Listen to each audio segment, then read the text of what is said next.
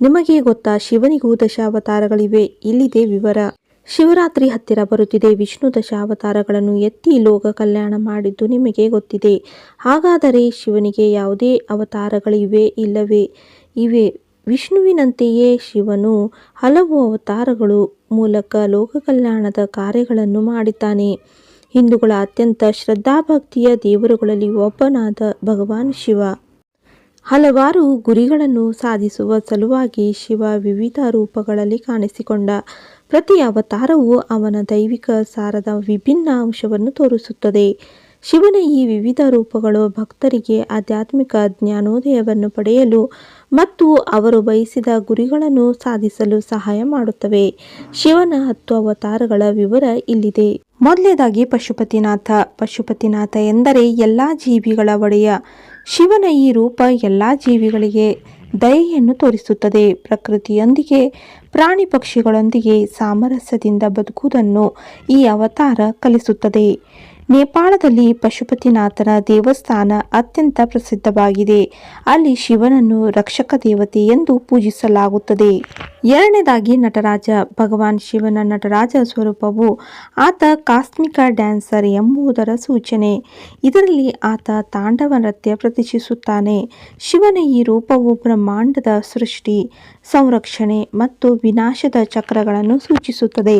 ನಟರಾಜನ ವಿಗ್ರಹ ಜ್ವಾಲೆಗಳಿಂದ ಆವೃತವಾಗಿದ್ದು, ಇದು ಬ್ರಹ್ಮಾಂಡದ ಪುನರ್ಜನ್ಮ ಮತ್ತು ಅಜ್ಞಾನದ ನಾಶವನ್ನು ಒತ್ತಿ ಹೇಳುತ್ತದೆ. ನಟರಾಜನ ರೂಪದಲ್ಲಿ ಬಂದ ಶಿವನು ಅಪಸ್ಮಾರ ಎಂಬ ರಾಕ್ಷಸನನ್ನು ಬಲಿ ಹಾಕಿ ಜನರನ್ನು ಭ್ರಮೆ ಮತ್ತು ಅಜ್ಞಾನದಿಂದ ಮುಕ್ತಿಗೊಳಿಸುತ್ತಾನೆ.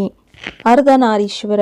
ಭಗವಾನ್ ಶಿವನ ಈ ಸುಂದರವಾದ ರೂಪದಲ್ಲಿ ಅವನು ಪುರುಷ ಮತ್ತು ಸ್ತ್ರೀ ಶಕ್ತಿಗಳ ಏಕತೆಯನ್ನು ಪ್ರತಿನಿಧಿಸುತ್ತಾನೆ. ಈ ರೂಪದಲ್ಲಿ ಶಿವನು ಪಾರ್ವತಿ ದೇವಿಯೊಂದಿಗೆ ಐಕ್ಯವಾಗಿರುವಂತೆ ಚಿತ್ರಿಸಲಾಗಿದೆ. ಅರ್ಧ ಮಹಿಳೆ ಅರ್ಧ ಪುರುಷ ರೂಪವು ಪುರುಷ ಮತ್ತು ಸ್ತ್ರೀ ಶಕ್ತಿಗಳ ಸಾಮರಸ್ಯದ ಆದರ್ಶವನ್ನು ಪ್ರತಿನಿಧಿಸುತ್ತದೆ. ಶಿವ ಅರಿವು ಮತ್ತು ಶಕ್ತಿ ಎರಡೂ ಇಲ್ಲವೇ ಜೀವನವು ಅಪೂರ್ಣ. ನಾಲ್ಕನೇದಾಗಿ ಮಹಾಕಾಲ್. ಶಿವನ ವಿನಾಶಕಾರಿ ಸ್ವರೂಪವಿದು. ಇವನು ಸಮಯದ ನಿಯಂತ್ರಕ. ಸಮಯವನ್ನು ನಿಯಂತ್ರಿಸುವ ಸಂಪೂರ್ಣ ಶಕ್ತಿಯನ್ನು ಹೊಂದಿರುವವನು. ಮಹಾಕಾಲ್ ಅನುಯಾಯಿಗಳ ಮತ್ತು ಧರ್ಮದ ರಕ್ಷಕ. ಉಜ್ಜಯಿನಿಯ ಮಹಾಕಾಳೇಶ್ವರ ದೇವಾಲಯದಲ್ಲಿರುವ ಶಿವನು ಭಕ್ತರಿಗೆ ಆಶೀರ್ವಾದ ನೀಡುತ್ತಾನೆ. ಐದನೇದಾಗಿ ಭೈರವ.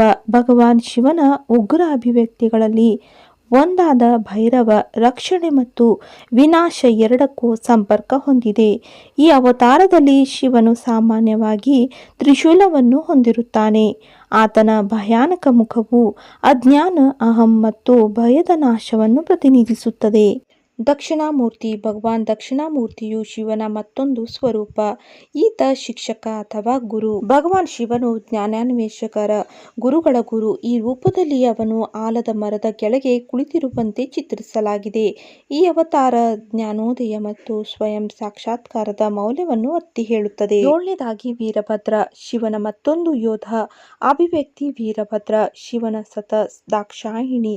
ದಕ್ಷನ ಯಜ್ಞದಲ್ಲಿ ಅವಮಾನಗೊಂಡು ಯೋಗಾಗ್ನಿಯಲ್ಲಿ ತಾನೇ ದಹಿಸಿಕೊಂಡ ಬಳಿಕ ಕ್ರೋಧ ತಪ್ತನಾದ ಶಿವನು ತನ್ನ ಜಟೆಯಿಂದಲೇ ವೀರಭದ್ರನನ್ನು ಸೃಷ್ಟಿಸಿದ.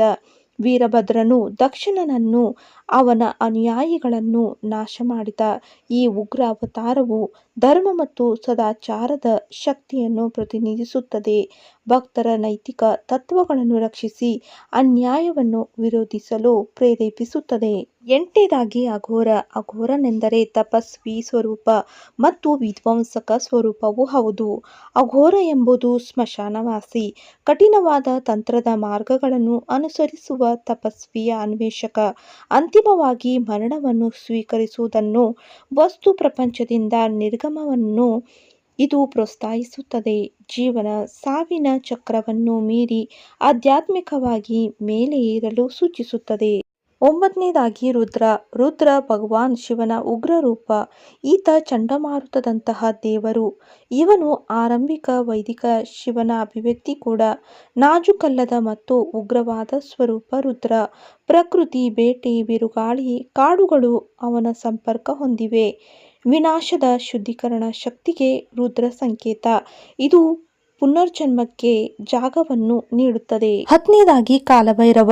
ಕಾಲಭೈರವ ಹೆಸರೇ ಸೂಚಿಸುವಂತೆ ಅವನು ಸಮಯ ಮತ್ತು ಮರಣದ ಅಧಿಪತಿ. ಭಗವಾನ್ ಶಿವನ ಅತ್ಯಂತ ಉಗ್ರ ರೂಪಗಳಲ್ಲಿ ಒಂದು. ಜನರು ತಮ್ಮ ಅಸ್ತಿತ್ವದ ಉದ್ದೇಶ ಮತ್ತು ಪ್ರಾಮುಖ್ಯತೆಯನ್ನು ಅರ್ಥ ಮಾಡಿಕೊಳ್ಳಲು, ಆಧ್ಯಾತ್ಮಿಕ ಬೆಳವಣಿಗೆ ಮಾಡಿಕೊಳ್ಳಲು, ಜೀವನದ ಆಳವಾದ ಅಂಶಗಳನ್ನು ಅರ್ಥ ಮಾಡಿಕೊಳ್ಳಲು, ಭಯವನ್ನು ಜಯಿಸಲು ಕಾಲಭೈರವನ ಪೂಜೆಯ ಮೂಲಕ ಸಾಧ್ಯವಾಗುತ್ತದೆ. ಇವತ್ತಿನ ಈ ಉಪಯುಕ್ತ ಮಾಹಿತಿ ನಿಮಗೆಲ್ಲ ಇಷ್ಟವಾದಲ್ಲಿ ಲೈಕ್ ಮಾಡಿ, ಶೇರ್ ಮಾಡಿ, ಹಾಗೆ ಸಬ್ಸ್ಕ್ರೈಬ್ ಮಾಡಿ. ಧನ್ಯವಾದಗಳು.